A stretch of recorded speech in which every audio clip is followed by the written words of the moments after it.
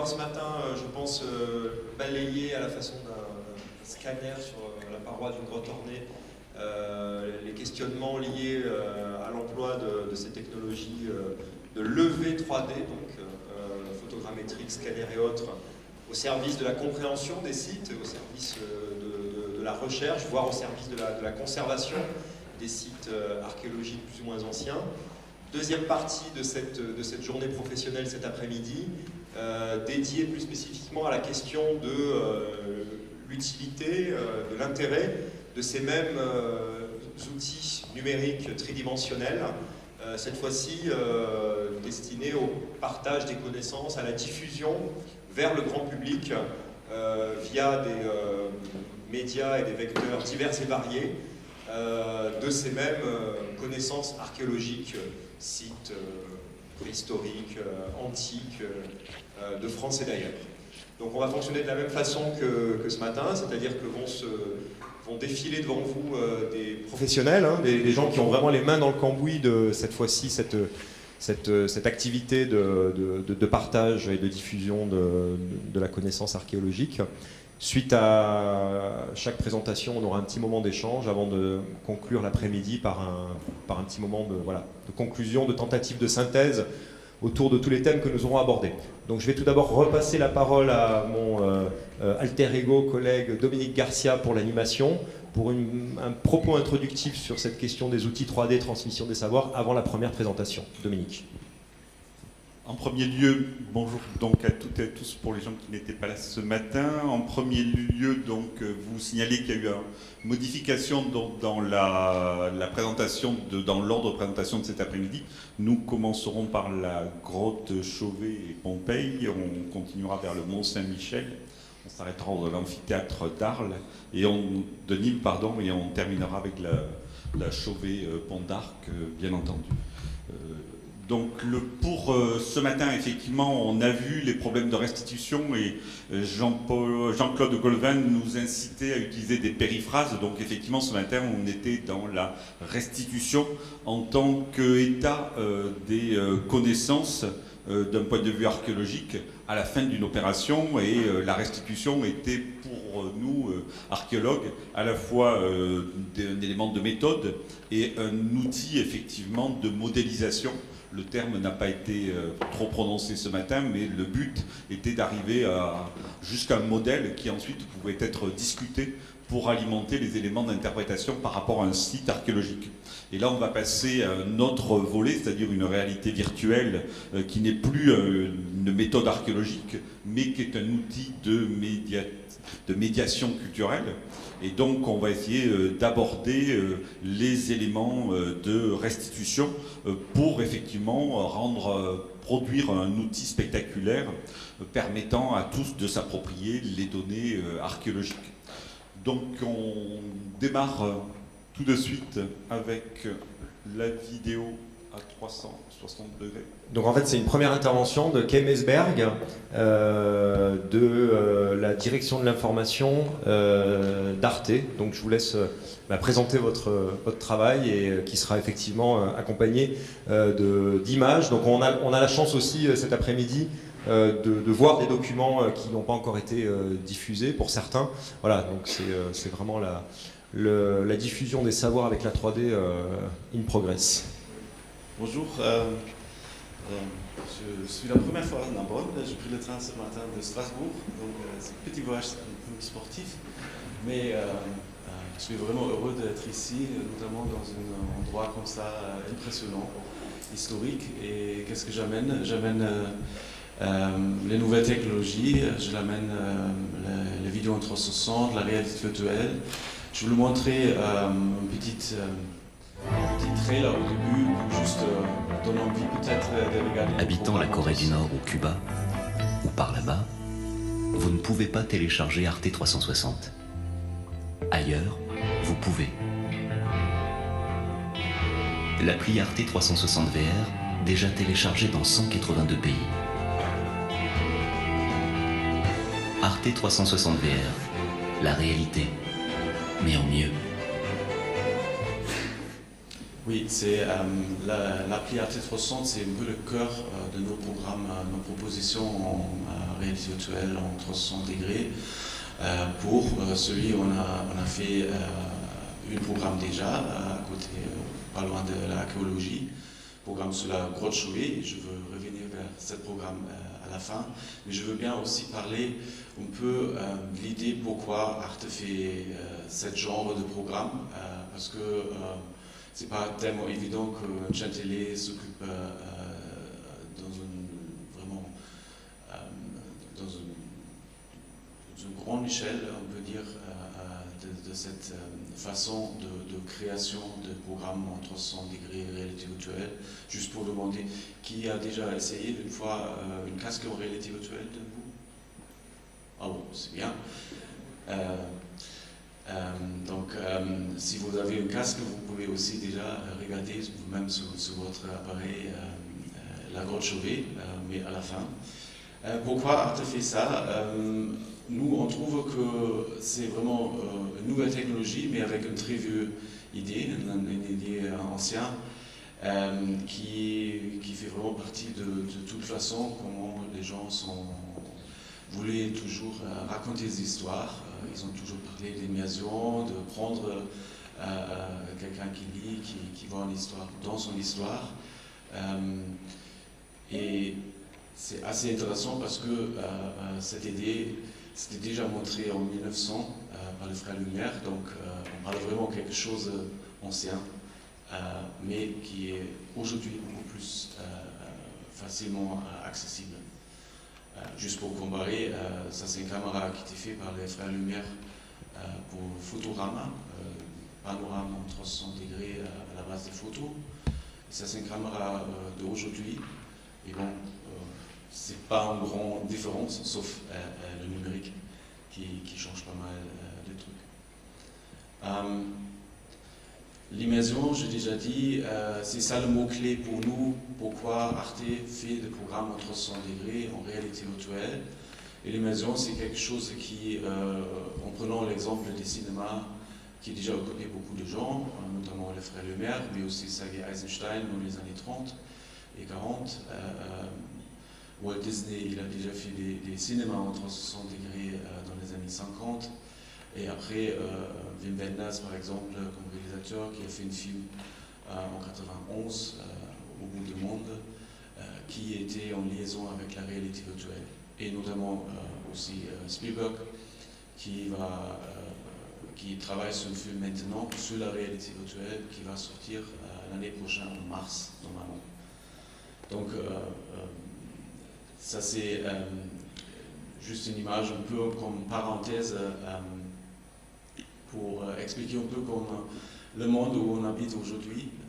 Je l'ai pris quand j'étais l'année dernière à Séoul pour une conférence et je passais la rue, je fais une petite peu de visite en ville et puis j'ai vu un monument. Je connais les monuments et je crois tout le monde ici, de Voltaire en France, en Allemagne c'est Goethe ou autres gens qui sont vraiment présents comme ça en ville. Et là, c'est un monument pour une chanson qui s'appelle Gangnam Style, qui était le premier qui a dépassé le milliard de vues sur YouTube. Et d'une manière ou d'une autre, pour moi, c'est un peu un symbole de changement du monde. Aujourd'hui, le numérique qui change beaucoup de trucs, beaucoup de façons comment on voit les contenus, les œuvres, comment on a un accès différent, on peut regarder les choses à la maison, mais aussi au cinéma. Donc il y a plein de façons différentes de regarder, notamment aussi les programmes d'Arte. C'est une plus 7 aussi sur une tablette ou un ordinateur et une télé connectée, etc. Donc c'est notre monde où on vit aujourd'hui. Qu'est-ce que ça veut dire pour les programmes en 360 degrés? Pour nous, c'est assez intéressant et bluffant que ce genre de programme touche vraiment les gens de tous âges. C'est une nouvelle technologie, mais c'est facilement accessible, c'est très bien accessible. Donc on a vraiment des retours de fascination de tout le monde, de tous les âges, des grands-mères, des petits-enfants, de tout. Et comment on mettre à disposition cette genre de contenu. Et ça, je crois, c'est vraiment une question clé aussi pour rendre accessible cette nouvelle technologie. C'est avec une player sur un site web, c'est des applis pour les appareils mobiles, c'est aussi des réseaux sociaux, c'est aussi des casques de réalité virtuelle qui sont dans le marché depuis 1 ou 2 ans maintenant. Et on a un 5e pilier qui est assez important aussi, de faire un genre de rendez-vous, des événements autour de la VR. C'est de ne pas créer des expériences seulement isolées, parce que ça c'est une approche certains gens fait de la VR. Mais par exemple, on peut très bien montrer ce genre de contenu aussi dans un planétarium. On a fait par exemple un test à Valhalla, un planétarium très très grand avec 300 places. C'est presque comme une salle de cinéma, sauf c'est pas un écran classique, c'est un dôme. Et là, on a montré certains contenus d'Arte et c'est vraiment une expérience très très intéressante parce qu'on regarde les œuvres qui sont faites pour Arte en groupe, pas toute seule. Ça rend envie de discuter après. Ça fait vraiment aussi une très bonne immersion dans une histoire. On a fait ça avec un programme actuel qui s'appelle Dolphin Man. C'est une série en VR sur le plongeur. On peut lier la vie de Jacques Mayol et qui est notamment en diffusion, un documentaire demain. Et ça c'est vraiment intéressant parce que à la base de captation de ce genre de contenus, on peut regarder partout, mais dans un planétarium, on n'a pas forcé de tourner la tête tout le temps. On nous sommes à l'aise dans un fauteuil et on peut regarder vraiment dans une manière très très bien. Je crois qu'on a aujourd'hui aussi pour parler de l'archéologie et ça c'est pour nous et pour moi je crois un sujet assez intéressant parce que grâce à cette technologie on peut déjà aujourd'hui améliorer beaucoup des accès ou des entrées sur le sujet. Je vais vous montrer quelques exemples. Par exemple, une appli qui n'était pas faite par Arte, mais des autres qui montrent une sorte de reconstruction dans un lieu. Nous sommes dans un lieu de musée, avec une appli, on peut voir comment c'est à peu près cet bâtiment qui était là à telle et telle époque. C'est déjà pas mal. Après, il y a aussi un autre exemple de Machu Picchu parce que là, il y avait beaucoup des programmes qui sont faits par une grande compagnie d'internet qui s'appelle Google. Mais c'est assez intéressant comment ils ont traité ce sujet. En gros, d'abord il y a Google Street View, donc on peut valider avec Google Street View normalement sur un ordinateur ou sur une tablette. Aussi à Machu Picchu pour acheter des billets d'avion pour aller là-bas, c'est facilement accessible à la maison. Et après, c'est aussi une expérience en réalité virtuelle. Avec un casque, on peut vraiment se sentir de vraiment être là-bas et d'avoir l'expérience d'être dans cet endroit très intéressant. Et ça, je crois, c'est vraiment une idée à la base qui est déjà pas mal, mais je crois encore un truc à explorer et à chercher un peu comment on peut rendre accessible l'archéologie, les sujets qui sont à la base de recherche dans un état très intéressant, mais comment rendre accessible aussi pour les étudiants, pour les écoles, pour tout le monde qui s'intéresse. Et pour ça, Arte a fait, par exemple, le programme sur la grotte Chauvet. Si vous avez un téléphone, vous pouvez télécharger l'appli et regarder tout de suite la grotte Chauvet. Est-ce qu'on a fait un petit reportage d'environ 7 à 8 minutes avec une présentatrice d'Arte qui amène l'utilisateur vraiment dans la grotte. Mais dans la grotte, c'est un peu difficile à tourner. Bon, la grotte originale, déjà, c'est plus accessible pour les bonnes raisons. Mais il y a une reconstruction, donc on a tourné là-bas. Mais il y a un scan de points grammatriques qui fait une sorte de reconstruction numérique de cette grotte aussi. Et avec cette nuage de points, on a aussi rentré la vraie grotte, même la version de la copie numérique, dans cette reportage aussi. Et le résultat est assez intéressant parce que ça rend vraiment les choses accessibles pour les gens qui n'ont pas eu la chance d'aller ou mais qui s'intéressent quand même pour le sujet. Un deuxième sujet qui est en cours de production et on n'a pas encore la chance de montrer quelque chose, mais c'est aussi très, très intéressant. C'est une expérience qu'on travaille avec un producteur à Montpellier sur Pompéi. Et là, je suis assez curieux pour voir les premiers résultats de travail qui sont normalement disponibles fin d'année. Donc, on va peut-être le publier début de l'année prochaine sur vraiment Pompéi. Et l'idée pour cette expérience Pompéi, c'est de prendre les lieux comme on sait aujourd'hui et de le mélanger avec les animations, avec des graphismes pour montrer vraiment comment c'était, qu'est-ce qu'il y avait à l'époque, etc., etc. Donc ça c'est mon petite présentation pour le début. Je vous conseille de regarder le programme Grotte Chauvet pour avoir une première impression sur notre travail, sur les programmes liés à l'archéologie. Merci beaucoup.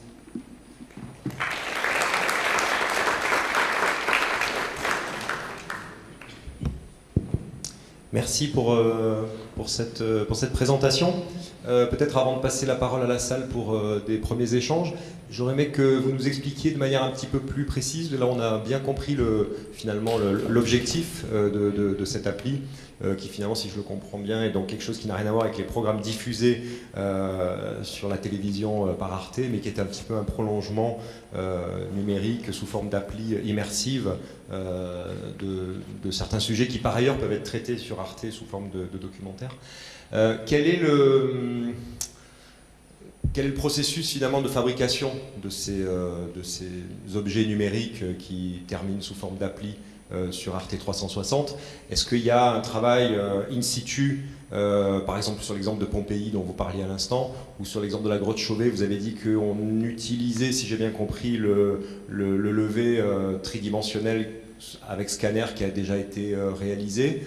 Donc est-ce que finalement pour cette appli on se sert de relevés qui ont déjà été réalisés ou qui le sont plutôt pour des finalités de conservation ou d'études scientifiques, ou bien est-ce qu'il y a une production de certains relevés 3D dédiés spécifiquement à cette utilisation? Et si oui, quelles en sont un petit peu les règles d'une certaine façon? Qu'est-ce qui fait qu'un relevé pour ce type d'utilisation va être différent d'un relevé plutôt dont on parlait ce matin pour la science? D'abord, il nous faut toujours une bonne idée pour un programme. Et majoritairement, les programmes sont faits chez Arte en France ou en Allemagne. Et c'est la même chose pour la VA, pour le 360. Il faut vraiment une idée pour créer quelque chose qui n'était pas encore fait dans un cas idéal. Pour Pompéi, par exemple, c'était l'idée d'une manière faire un programme pour les écoles, pour aider à apprendre quelque chose, mais aussi de faire une sorte de clash entre l'histoire et la nouvelle technologie. Qu'est-ce que la nouvelle technologie apporte pour comprendre mieux l'histoire? Voilà, c'était ça l'idée pour Pompéi. Et pour la grotte Chauvet, c'était plutôt l'idée de rendre accessible la grotte pour voilà, les gens qui s'intéressent, mais qui n'ont jamais venu, qui n'ont jamais fait le voyage, mais qui s'intéressent quand même pour le lieu et pour tout ça. Et après, à partir de cette idée, on monte les projets dans les mesures différentes. Et donc pour rester sur l'archéologie, bon, restons sur le cas de la grotte Chauvet. D'ailleurs, vous pouvez appuyer sur la flèche là ou non. Ah, ça marche. Non, parce que moi, là, je suis sur l'appli, je le vois pas Chauvet, donc c'est peut-être parce qu'il est pas en... Ah là, d'accord, ok. Alors, je vais mieux chercher dans le menu.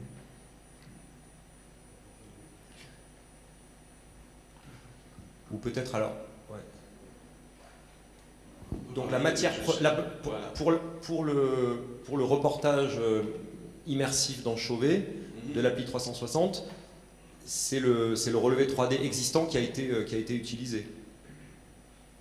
Oui, on a utilisé la nuage de points. Le nuage de points. Mais ce nuage de points, c'était transformé en vidéo. Voilà. Pour les raisons, parce que aujourd'hui, pour une distribution, pour les questions de distribution, on montre plutôt dans la majorité des contenus à la base de vidéos, parce que c'est vraiment facilement à distribuer. Mais on a aussi fait par exemple des expériences plutôt interactives qui sont dans une appli à côté, par exemple Notes on Blindness, un très bel projet au Sens VR de nos collègues à Paris qui ont fait ça. Donc ça c'est aussi possible d'utiliser un peu plus les possibilités d'interactivité à la base des données qui existent déjà.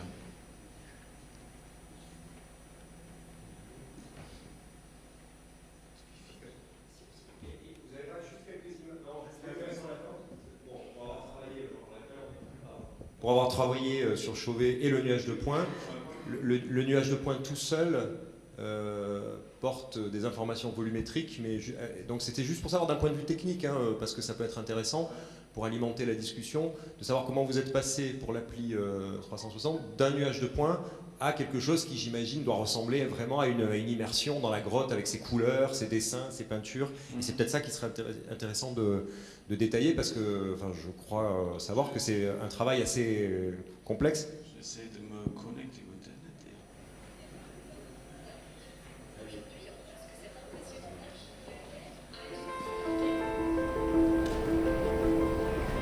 Ça c'est la vidéo sur le site. Nous sommes sur les rives de l'Ardèche. Il y a de ça 36 000 ans, quelques-uns de nos ancêtres ont décidé d'élire domicile dans cette C'est le Wi-Fi qui... Ouais. région. Ils se sont appropriés les lieux et nous ont laissé des Je baisse un peu traces de leur passage. Ça marche mieux.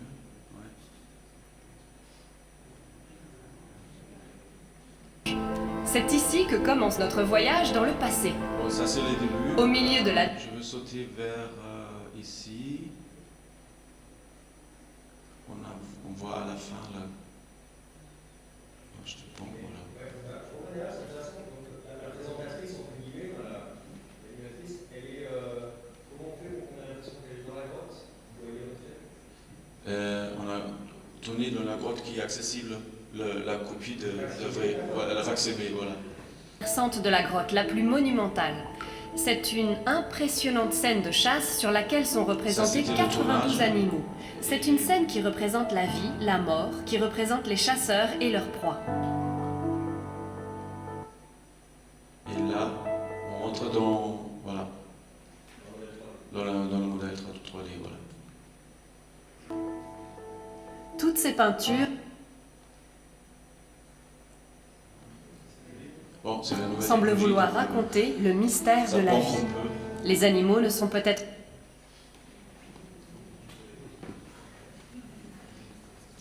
Je coupe le son peut-être. là qu'à titre symbolique, pour représenter les humains, comme dans les cultures chamaniques où les esprits pris cette copie, le facsimilé, voilà, tourner avec un caméra et après rendre... prennent souvent des formes animales.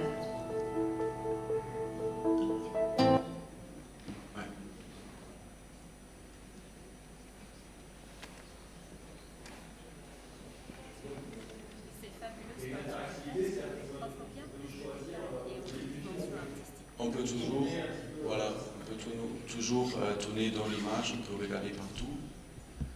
Et comme ça, on peut choisir notre champ de vue.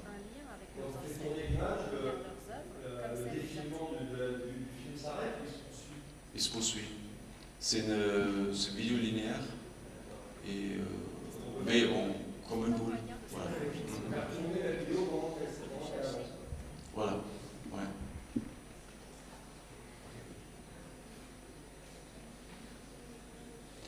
Et voilà, c'est vraiment intéressant d'avoir que c'était dit au début dans le petit trailer que cette appli est vraiment téléchargée maintenant dans plus de 180 pays. Donc c'est vraiment intéressant qu'avec ce genre de programme, Arte touche les gens qui ne regardent pas forcément la télé parce que dans certains pays, c'est pas. Il n'y a pas la chaîne satellite ou autre, au TNT. Donc c'est assez intéressant que comme ça aussi on peut toucher une audience très internationale et qui s'intéresse notamment pour les contenus aux qualités faits par Arte. Ces fabuleuses peintures rupestres offrent bien plus de détails et ont une dimension artistique Voilà. plus riche que vous. Il commençait par les enduits d'ocre rouge et les comme un tampon sur la Oui, paroi. je crois que c'est aussi très intéressant parce que par exemple pour la présentatrice Andrea Fils qui fait par exemple un reportage sur l'antenne et tout ça, pour elle c'était aussi une expérience assez intéressante parce que c'est une relation entre deux dans une vidéo 360, c'est pas comme pour la télé, elle parle à beaucoup de gens, c'est vraiment une relation entre deux, donc elle amène un peu l'utilisateur à la main pour cette défilé dans la grotte Chauvet. Et donc c'est aussi une autre façon d'écriture de cette genre. En apposant le dessin de leurs mains sur la paroi. Et donc, je reviens à ma question. Donc, si je comprends bien, le cas de la grotte Chauvet est un peu spécifique parce qu'il y avait déjà sur le V3D existant, et comme vous disiez, c'est pas très facile d'aller travailler dans la grotte Chauvet.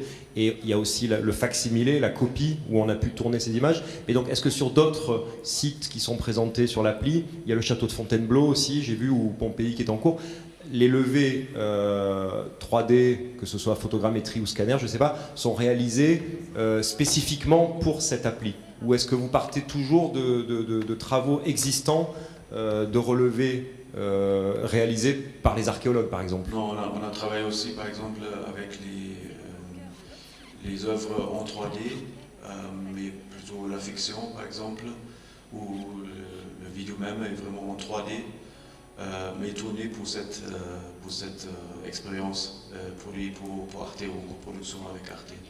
Donc c'est pas nécessairement que la façon de prendre des choses qui existent déjà, c'est aussi la création de le code qui sont faits par les développeurs, mais aussi le tournage, les équipes, etc. Avec les caméras donc, que vous nous montriez au début, ces caméras, bon, donc il y a un matériel spécifique, il y a un matériel spécifique, spécial qu'il faut utiliser pour la prise de vue. Oui, il y a beaucoup de caméras différents. Le principe pour presque tous les caméras, c'est vraiment que il faut capter tout, donc autour de tout ce qui met en scène est tourné. Et là, il y a des caméras différentes, il y a des caméras pas chères, à 200 €, mais il y a aussi des caméras plutôt pro, genre, bon, pas GoPro, mais Osmo, etc. Donc beaucoup de caméras différentes qui sont déjà capables de créer cette sensation. Vous pouvez nous donner des éléments de prix, de production de ce type de film immersion 360? Ce matin, on a dit qu'un scan sur une photogrammétrie sur un site archéologique coûtait autour de 10 à 12 000 €. Enfin bon, c'est le prix qui a été annoncé. Là, typiquement, c'est pas pour donner des secrets, mais pour qu'on ait un peu un ordre de grandeur d'un point de vue économique, quel est le budget d'une production destinée à l'appli? À peu près, enfin, je sais pas si on peut le dire. En général, c'est un peu comme dans les médias aujourd'hui, c'est possible de tourner avec une petite caméra, une petite vidéo et la publier tout de suite sur Facebook ou autre, et ça coûte, bon, le coût de caméra peut-être. Et il y a des productions très haut gamme, genre cinéma, fiction, qui sont vraiment chères. Donc les 6 ou plus chiffres, pas chez Arte, mais il y avait des fictions très chères qu'ils ont faites. Mais on peut dire les documentaires qu'on fait, c'est entre quelques mille euros et quelques 10 000, 50 000 euros ou plus. Mais ça, c'est vraiment question de niveau de la technologie souhaitée. Et si c'est vraiment nécessaire de faire le 3D ou le son binaural, etc. Okay. etc. On a bien compris l'intérêt que du coup ça se diffuse de manière mondiale. On a des éléments, un petit peu de comparaison entre l'impact en termes de diffusion vers le grand public d'un film, d'un reportage sur votre appli et la diffusion d'un documentaire le samedi soir dans la case connaissance, d'un aventure humaine, d'un film sur l'archéologie. Juste pour avoir un petit peu des ordres de grandeur, si vous savez à peu près combien de personnes ça touche, quoi. C'est des chiffres. Bon, les chiffres, je crois, c'est pas la meilleure façon pour parler de ça. Mais bien sûr, sur la télé, il y a encore les meilleurs chiffres, ça c'est sûr.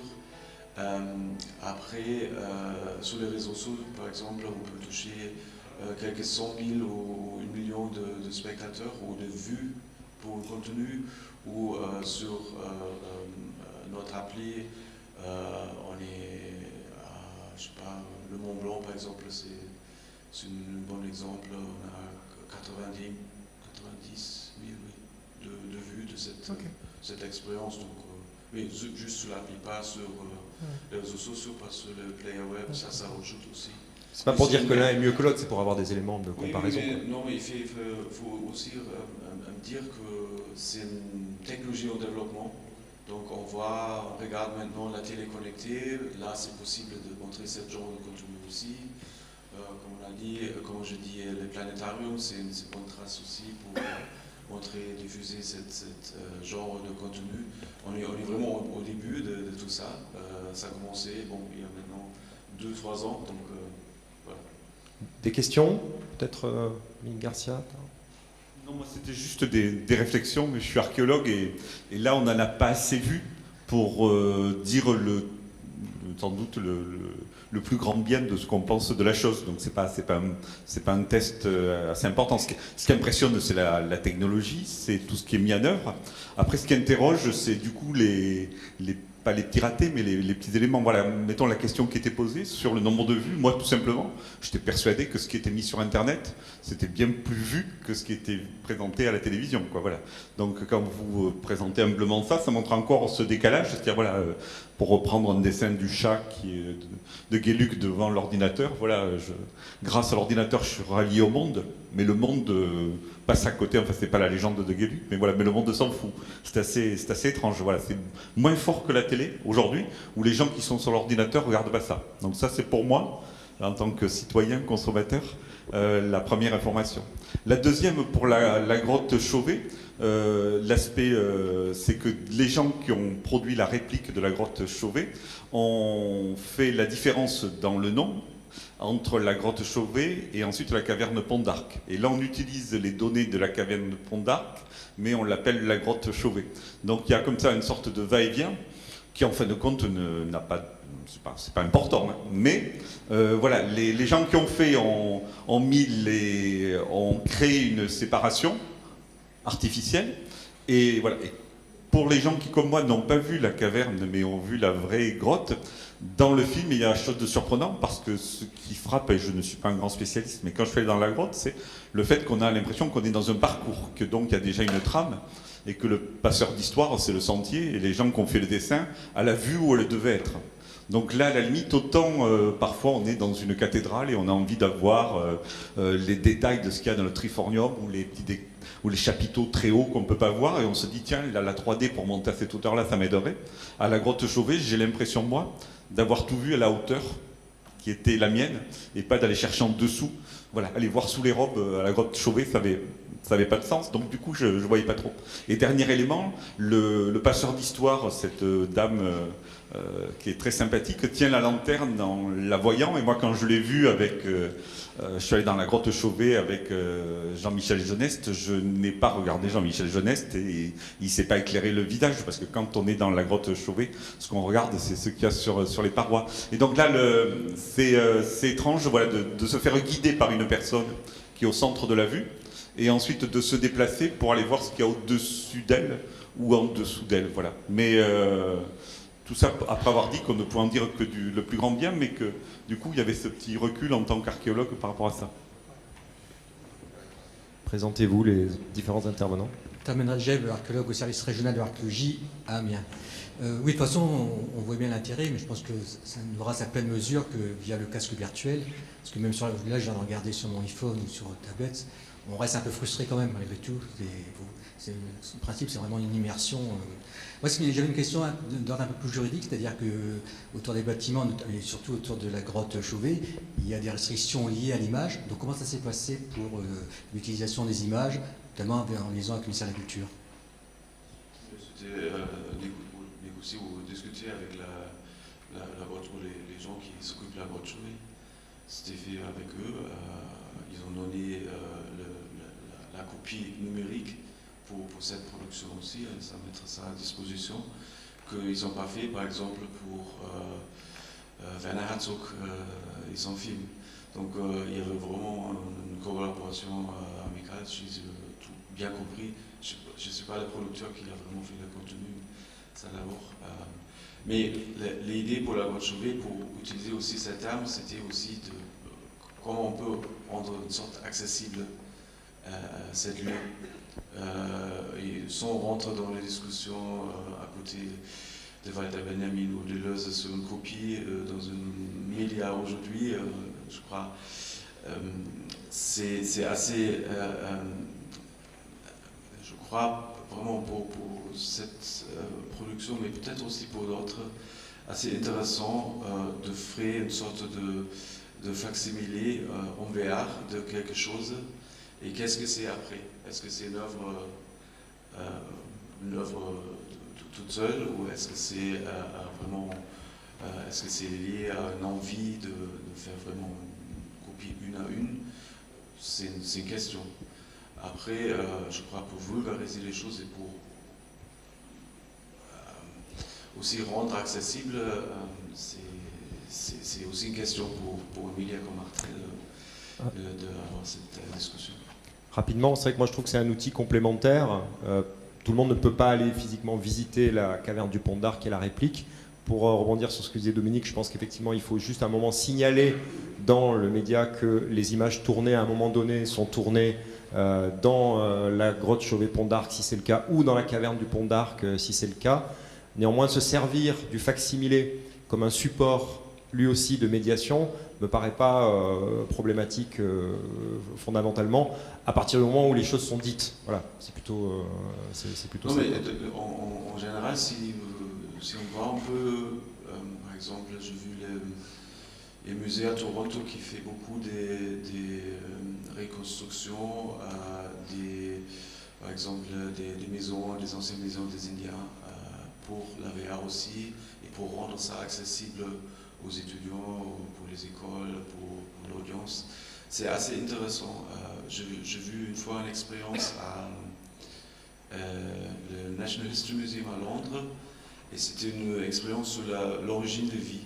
Et pour nous, c'est plus possible d'aller.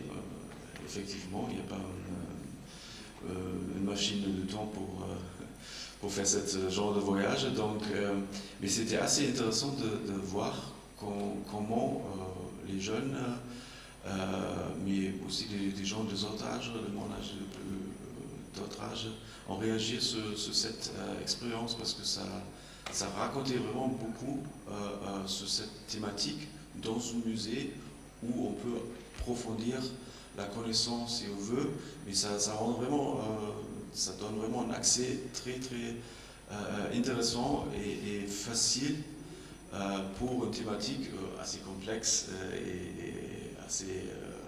mais aussi assez intéressant.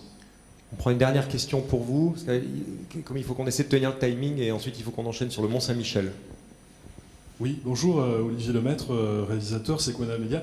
Je voulais juste témoigner du fait que moi j'utilise aussi en tant que réalisateur pour la phase d'amont d'écriture, maintenant la VR, que ce soit sur des prises de vue réelles ou en images de synthèse. Et c'est vraiment une merveilleuse façon d'écrire, de concevoir la manière dont on va faire les plans. Par contre, une fois qu'on a fait ces rendus en VR, on est un petit peu frustré parce qu'on aimerait les montrer au public, ce qui n'est pas forcément possible en diffusion TV. Je voulais savoir, donc, dans l'éventuel développement de l'application d'Arte TV 360, est-ce qu'il serait possible, par exemple, de voir un documentaire 52 minutes et par certains moments avoir des zones cliquables où on peut avoir justement accès à des scènes VR qui ont été tournées en complément d'un film? On a fait ça une fois pour le gros projet Polar Sea, il y a 3 ans maintenant. C'était accessible sur le site internet Arte. C'était un documentaire de 30 minutes avec les images en 360 et les images tournées comme vraiment pour un documentaire. C'était vraiment, il y avait un choix pour l'utilisateur de soit regarder partout ou suivre la narration pour vraiment les chapitres précis. Par exemple, pour une interview avec un expert, c'est mieux de vraiment avoir une belle image et de voir quelqu'un qui parle et tout ça. Donc, on travaille sur ça aussi avec les producteurs télé comme Samsung, etc., avec les instituts de recherche comme Fraunhofer en Allemagne. Et c'est un grand travail, c'est plus compliqué que faire un appli, mais c'est une idée pour les prochains projets aussi de mélanger les 360 avec le vidéo traditionnel. Allez, une dernière question, parce que vous avez insisté, et puis une réponse rapide si vous pouvez bien. Parce que... Bonjour, je suis Jean-Pascal Marron, chef de projet multimédia à la ville de Nîmes. J'ai une question sur l'usage. En fait, est-ce que vous avez des retours du public sur les usages qui sont réellement développés par le public autour de la réalité virtuelle, sachant qu'aujourd'hui cette réalité virtuelle elle peut se consommer, enfin, en tout cas ce que vous présentez simplement derrière l'écran de son ordinateur en naviguant dans le 360 à la souris. Elle peut aussi se consommer avec un casque de réalité virtuelle, soit en se le bricolant avec son smartphone, des petits outils en carton qui permettent, et puis des petites applis qui permettent de faire ça, ou alors en achetant le dispositif qui coûte 600 ou 750 € grand public de casque de réalité virtuelle, sachant qu'on a déjà des retours de la presse qui disent que, par exemple, on a cru que ça allait être un raz-de-marée dans le jeu vidéo, et puis en fait, pas tant que ça, qu'on reste dans justement ce qu'on a appelé le wow effect, qu'on reste sur des petites expériences très courtes, qu'il y a des problèmes aussi d'orientation, de vertige, parfois de nausée face à ces images. Donc qu'est-ce que vous avez aujourd'hui comme retour d'usage, et comment le public va, selon vous, s'emparer de ces nouvelles formes de communication des images? L'usage, c'est beaucoup l'appli mobile, donc pour un iPhone ou pour un Android, ça c'est la majorité de l'utilisation, et les réseaux sociaux.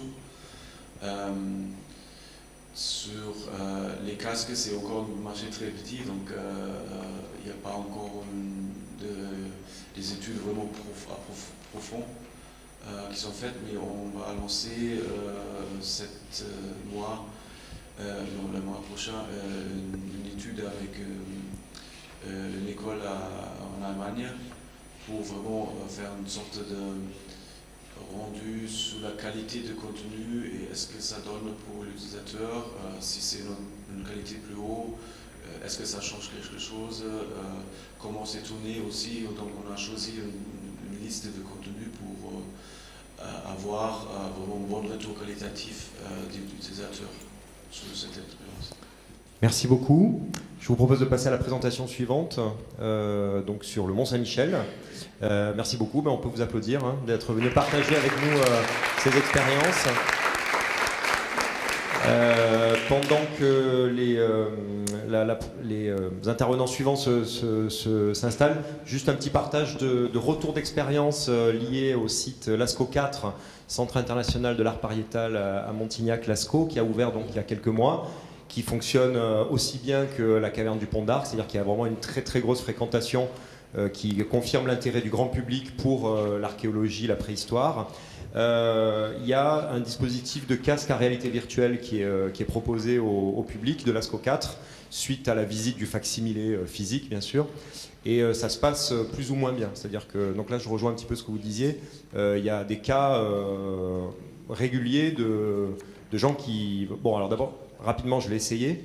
C'est tout à fait bluffant, mais ça va au-delà du bluffant. C'est-à-dire que c'est très déstabilisant. Vous avez l'impression de voler dans la grotte de Lascaux. En appuyant sur le joystick, vous avancez, vous reculez, vous montez, vous descendez. Et quand vous descendez virtuellement dans le puits de Lascaux, vous vous retenez vraiment du tabouret, quoi. Et donc, ils sont en train de réfléchir à comment gérer le fait qu'il y a des gens qui ne se sentent pas très bien, en fait. C'était juste pour rebondir sur ce que vous disiez, qui est que le casque de réalité virtuelle, parfois, va trop loin, presque. Mais là, c'est bluffant au point qu'on ait la sensation de retomber réellement. Donc c'est très déstabilisant, quoi.